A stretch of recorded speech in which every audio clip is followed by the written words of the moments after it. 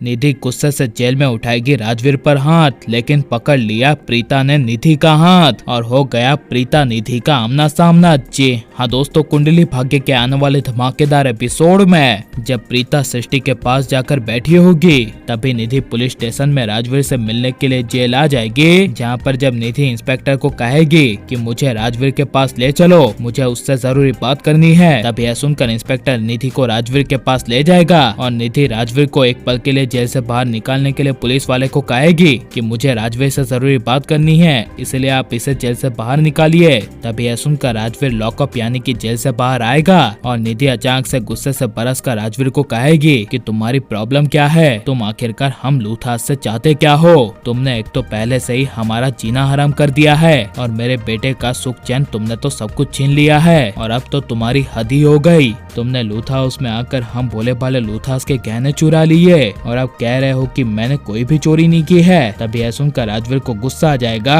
और गुस्से से राजवीर निधि को कहेगा, ओ मैडम आप अपनी जुबान पर थोड़ा सा लगाम दीजिए, मैंने कोई चोरी वोरी नहीं की है और ये बात तो मैं भी कह सकता हूँ कि गहने मैंने नहीं बल्कि आपके बेटे ने भी चुराए हैं और मैं नहीं बल्कि आपका बेटा एक चोर है। जिसे सुनकर निधि को काफी बड़ा शौक लगेगा और जब प्रीता सृष्टि से मिलकर जेल से बाहर आएगी और इंस्पेक्टर प्रीता से मिलेंगे तभी इंस्पेक्टर प्रीता को कहेंगे शौर्य की माँ आ गई है और राजवीर से जरूरी बात करने गई है, आप भी उनके पास जाइए। जिसे सुनकर जब प्रीता निधि के पास जाएगी तभी निधि प्रीता के सामने राजवीर को गुस्से से कहेगी कि जस्ट शट अप, तुम्हारी गंदी जुबान से मेरे बेटे शौर्य का एक लफ्ज तक नहीं निकलना चाहिए वरना मैं तुम्हारा वो हाल करूंगी। ये कहकर निधि जब राजवीर पर हाथ उठाएगी तभी अचानक से प्रीता निधि के सामने आकर निधि का हाथ पकड़ लेगी और गुस्से से प्रीता निधि को राजवीर को तमाचा मारने से रोक देगी और प्रीता काफी गुस्से भरी नजरें से निधि को देखेगी और निधि प्रीता को अचानक से अपने सामने देखकर हिल जाएगी और निधि जब प्रीता से अपना हाथ छुड़ाने की कोशिश करेगी और गुस्से से निधि प्रीता को डरती हुई कहेगी कि छोड़ो मेरा हाथ,